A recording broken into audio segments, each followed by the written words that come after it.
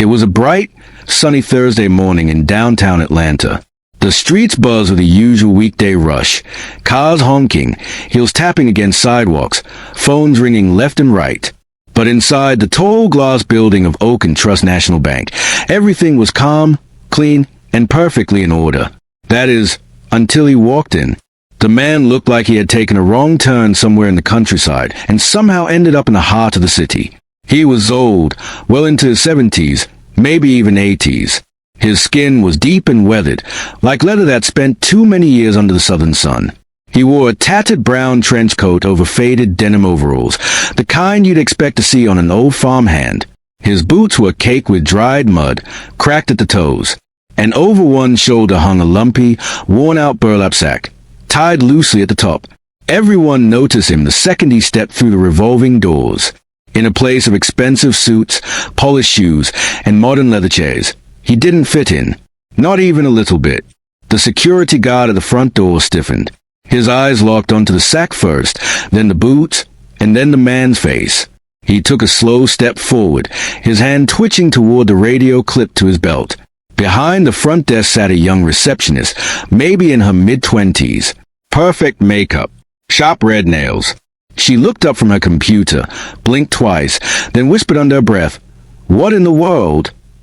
The bank's manager, who had been mid-conversation with a wealthy client, paused, raising an eyebrow as the old man kept walking, undisturbed by the growing tension around him.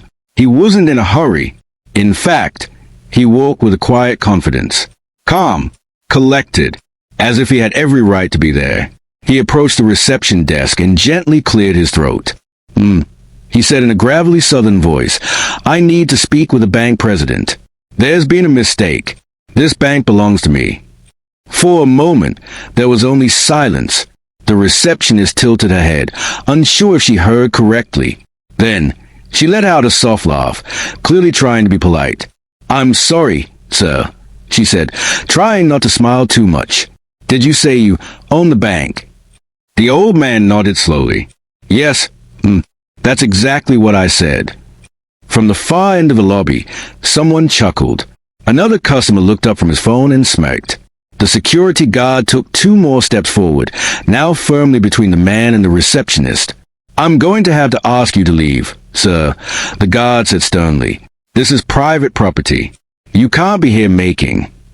But the man held up one hand. Calm, unshaken, he slowly set the sack down on the glossy marble floor. The faint sound of paper crinkling came from inside. Then he looked the receptionist directly in the eyes. "Please," he said quietly, "just tell Mr. Whitaker that Elijah Freeman is here. He'll know who I am." And just like that, the tone in the room changed. The receptionist's smile faltered. Her hand, which had been reaching for the security button, stopped midair. The name hit her like a gust of cold wind. Elijah Freeman. She couldn't place it, but it sounded important. Old, historic, even. The kind of name that doesn't just belong to someone, but to a story. Suddenly unsure, she looked around. The manager now had a furrowed brow. Even the guard had paused. She picked up the phone with trembling fingers and dialed the executive floor. "Mr. Whitaker," she said when the line picked up. "There's someone here to see you. He says his name is Elijah Freeman. He says this bank belongs to him." There was a pause on the other end of the line. A long one. Then, a single reply came through the speaker. Calm, but heavy. "Send him up." Now, everyone in the lobby was staring, and no one was laughing anymore. 10 minutes after the strange old man made his bold claim, the glass doors to the executive floor finally swung open. Out walked a man the entire bank staff knew well. Mr. Charles Whitaker, president and founder of Oak and Trust National Bank. Known for his crisp suits, expensive watches, and no-nonsense attitude, Mr. Whitaker was not the kind of man you disturbed without reason. He strode out with his usual authority, scanning the lobby with sharp, calculating eyes. And then, he stopped, his gaze locked onto the old man still standing near the front desk, beside his ragged burlap sack. For a split second, Mr. Whitaker's confident posture faltered. His jaw tightened. His expression changed, from curiosity to shock. "Elijah Freeman," he said slowly, like the name had just traveled through decades of forgotten memories. The old man nodded, calm as ever. That's right. A hush fell over the lobby like a heavy curtain. The once dismissive security guard took a step back. The receptionist, who had tried to laugh him off earlier, suddenly avoided eye contact. Mr. Whitaker swallowed hard.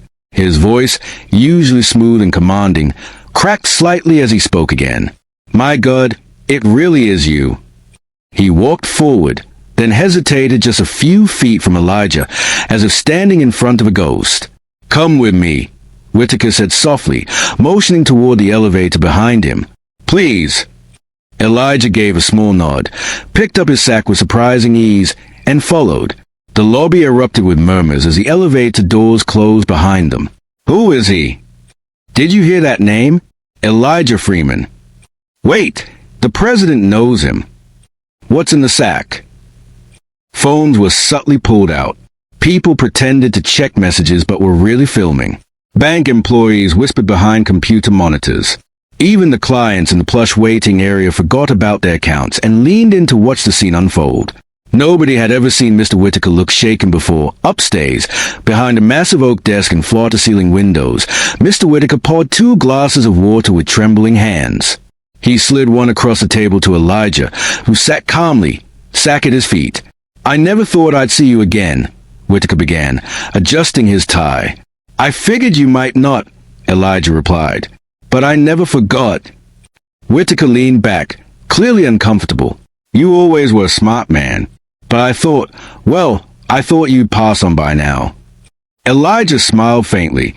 A lot of people assumed that. I just stayed quiet, watched from a distance, watched this place grow. Whitaker glanced at the sack. And now? I came to remind you of the deal we made, back in 1987. Whitaker's smile faded. You still have that lease, don't you? Elijah asked. The bank president didn't answer immediately. Instead, he stood up, walked to a tall file cabinet, and pulled out a dusty brown folder. Elijah Freeman, land lease, the label read. He opened it. Inside were hand-signed papers, black and white photos of an open field, and a worn copy of a handwritten agreement. The air in the room got heavier. You never sold the land, Whitaker said quietly. You leased it for 99 years. That's right, Elijah said, leaning forward slightly. I kept the land in my name, and you built your bank on it. That was our agreement. Whitaker nodded, slowly, and I've been paying lease fees ever since, through a holding company. You didn't even use a lawyer, just a firm handshake and a pen. Elijah smiled again. Different times. But even back then, I knew my worth. Back in the lobby, the whispers had turned into full-on speculation. A junior banker tapped her manager's shoulder. Why does the president look scared of that guy? The manager shook his head. I don't know. But if he's who I think he is, this whole place may be standing on his land. Word spread fast. Everyone had questions. Was he a forgotten founder? A secret investor? An old partner? No one knew for sure. But one thing was clear. This old man, with his dusty sack and quiet voice, had flipped the balance of power in the entire building without raising his voice once. And up in that office, something big was unfolding. Because this wasn't just a man demanding attention. It was a man reminding everyone that real power doesn't always wear a suit. Sometimes, it wears boots covered in mud. Inside the executive office, the truth came out. 38 years ago, the land this massive bank now stood on was once a dusty farmland. Elijah Freeman's farmland. At the time, no one wanted the land. But Elijah had inherited it from his grandfather, who inherited it from slaves who were freed after the Civil War. When a young, ambitious banker named Whitaker approached Elijah back in 1987, offering a small check to buy the land and build his dream bank, Elijah refused. Instead, he proposed something radical. You can lease the land for 99 years, Elijah had said, but I keep the ownership. Whitaker, desperate and short on money, had agreed. They signed the deal, tucked away in dusty drawers, and built the bank on Elijah's land. But as the bank grew successful, the story was forgotten by everyone except Elijah. Now, decades later, Elijah had come to check the terms of the lease. And sure enough, the document was still valid. Elijah Freeman didn't just own the land the bank sat on. He owned the power to evict the entire operation, unless, of course, they met his terms. Inside the silent, luxurious executive office of Oak and Trust, the ticking of an antique clock was the only sound that filled the space. Floor-to-ceiling windows offered a view of Atlanta's towering skyline, but Elijah Freeman kept his eyes on something far more important, an old, yellowed manila folder now lying open on the desk. Inside, the truth waited. 38 years ago, long before glass and steel buildings reached for the clouds in this part of the city, the land beneath Oak and Trust Bank was nothing more than dusty, overlooked farmland. No one saw any real value in it. No developers, no realtors, not even the government. But Elijah Freeman did. That land wasn't just dirt to him. It was legacy. Elijah had inherited it from his father, who had inherited it from his father, freedmen who once worked that land as slaves before the Civil War ended. When freedom came, they didn't have much, but they had pride, grit, and eventually, land. It was the only thing that couldn't be taken from them. Elijah remembered every corner of that property. The slope behind the creek, the old pecan tree by the fence line, the small wooden shack where he was born. So when a young banker named Charles Whitaker arrived in 1987, full of ambition, smooth talk, and dreams of opening his first bank, Elijah had listened carefully. Whitaker had come with a check in hand, a modest offer. Just enough to get you by, he had said, assuming the old man would jump at the chance to sell. But Elijah had looked the young banker in the eye and said something Whitaker never forgot. Mr. Whitaker, money comes and goes. But land? Land stays. You want to build your future here, that's fine. But you're going to lease this ground. You'll never own it. Not while I'm breathing. At first, Whitaker protested.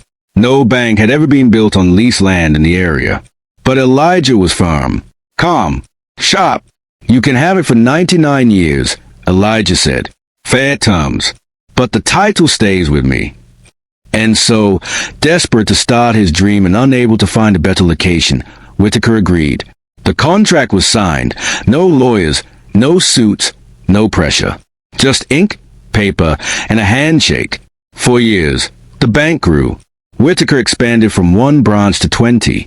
Money flowed, buildings rose, and staff came and went. But tucked away in a dusty drawer in the bank's private archive was that original lease agreement, unread, untouched, forgotten by almost everyone. Except Elijah. He never cashed the annual lease checks directly. They went into a quiet trust account he barely touched. He never bragged about the deal. Never told anyone outside his family. But he kept every receipt, every renewal notice, every legal document, tucked away in the same burlap sack he now held beside his chair. Now, nearly 4 decades later, Elijah was back, not for revenge, not for fame, but for clarity. And maybe closure. Whitaker sat across from him, the old agreement trembling slightly in his hand. It's all still valid, he said softly, flipping through the brittle pages. Your name is right there. It always was, Elijah replied. But sometimes people forget what's underneath the surface. They build so high, they forget the foundation. Whitaker looked up, swallowing the lump in his throat. You know, if you wanted to, you could have us evicted. You could shut this entire operation down. I could, Elijah said, nodding. But I didn't come here to destroy. I came to remind. Remind who? Elijah leaned forward. You, your staff, this city. That history matters. That ownership matters. That black men like me, who were once denied the right to own anything, made decisions that built the very ground you stand on. I didn't come here to demand anything. I came here to teach. Whitaker sat in stunned silence. He had spent years chasing power, prestige, and wealth, only to realize that the man with the real power wasn't the one with the corner office, but the one who held the land title beneath it. Elijah slowly reached into his sack and pulled out photocopies of the agreement, an old photo of his grandfather standing on the land with a plow, and a newspaper clipping from 1987 announcing the groundbreaking of Oak and Trust. All these years, Elijah said, setting them gently on the desk, you've been growing your empire, and I've been watching. Whitaker looked at the photo. then at Elijah. And for the first time in decades, the proud banker was speechless. Because now he understood. Elijah Freeman didn't just own the land the bank stood on. He owned the story. He owned the legacy. And with that, the balance of power had quietly shifted. Back in the grand marble lobby of Oak and Trust National Bank, all eyes were fixed on the elevator doors. They slid open with a soft chime. But what emerged was not what anyone expected. There was no shouting, no police, no security dragging someone out. Instead, Mr. Whitaker, the once firm and towering bank president, walked out side by side with the same old man everyone had mocked just moments earlier. Gone was the arrogance from Whitaker's face. In its place was something few had ever seen from him. Humility that he cleared his throat and spoke loud enough for everyone to hear. "This man," he said, gesturing to Elijah, "is the rightful owner of the land beneath our feet. This bank exists because of his decision, not mine. We've been operating here by his grace all these years." The lobby went still. A pin could have dropped, and it would have sounded like a bomb. Mouths dropped open. Keyboards froze mid-typing. Even the security guards exchanged shocked glances. You could feel the shift in the air. The energy had changed. This wasn't just a strange old man anymore. This was someone important. Someone who had been invisible for too long. And then Elijah stepped forward, slowly, steadily, with that same quiet confidence he walked in with. He set down his weathered burlap sack again and crouched to untie the knot. The cloth gave way to history. From the bag, Elijah pulled out a thick bundle of yellow documents, bound together with a frayed red ribbon.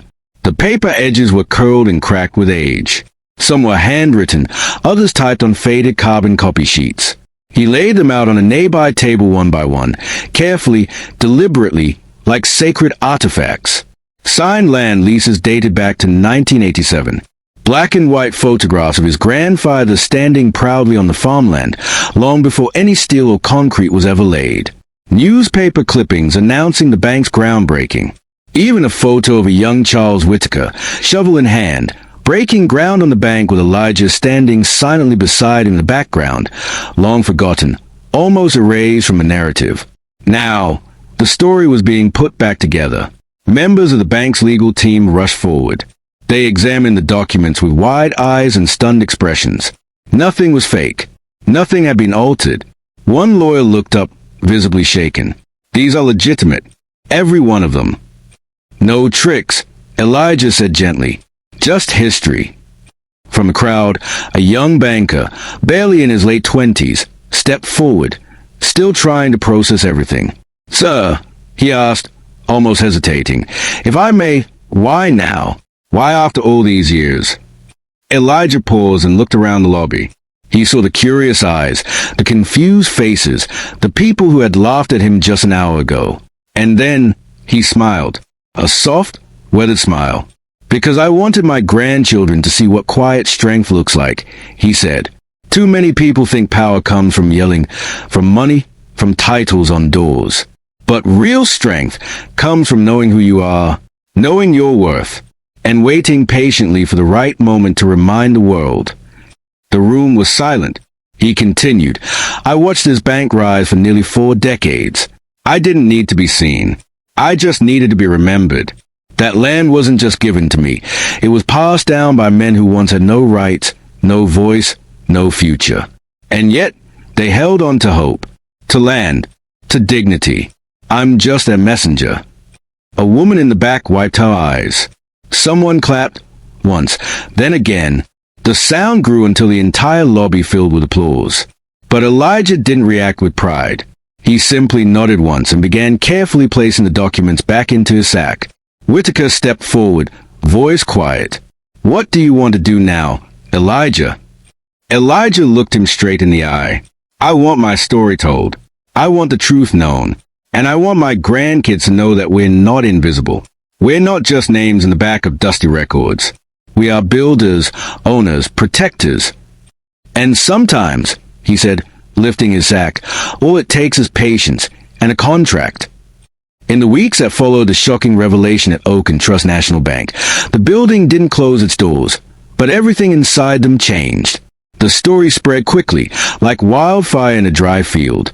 From From local newspapers to national talk shows, headlines read, "Elderly man stuns bank with hidden land deal."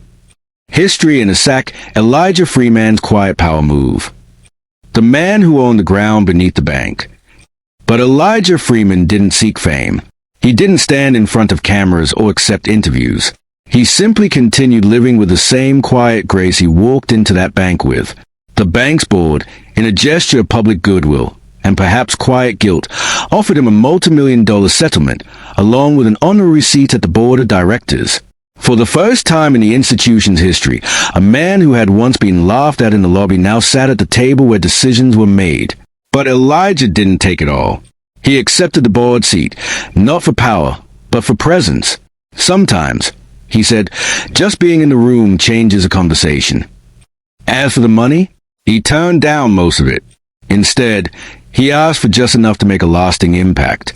The first thing Elijah did was return to his small hometown of Mill Creek, a place long forgotten by most maps and ignored by the big city. It was where he was born, where his grandfather once plowed the soil barefoot, where families struggled, not because they lacked talent, but because they lacked opportunity. Using a portion of the money, Elijah founded the Mill Creek Scholars Fund, a scholarship program designed specifically for underprivileged youth, especially black students, who wanted to study business, law, history, or agriculture, not just to earn degrees, but to learn how the system works, so they could one day change it from the inside. He also used the money to build something he had dreamed of for years, the Freeman Center for Generational Knowledge. Tucked on the edge of the city, near the border of Mill Creek, the center became a hub for young people to learn practical skills that schools didn't teach: how to read legal documents, how to write contracts, how to invest, and most importantly, how to own, not just land, but their future. The message heard around the country.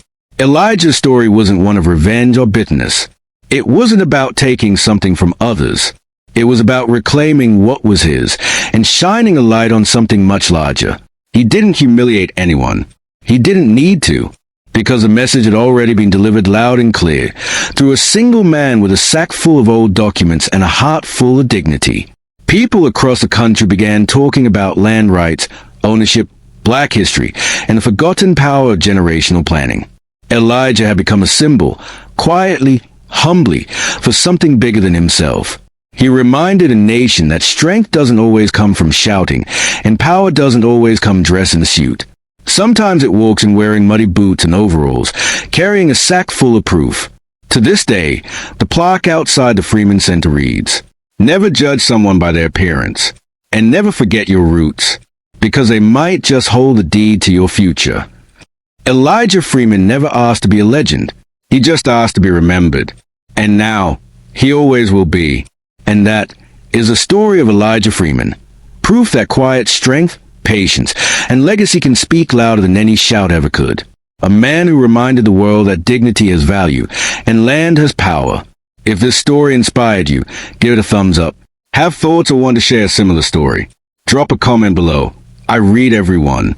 And if you love stories that reveal hidden truths and powerful lessons, don't forget to hit that subscribe button and turn on the bell icon, so you never miss a story that matters. Thanks for watching, and always remember, the strongest voices are often the quietest.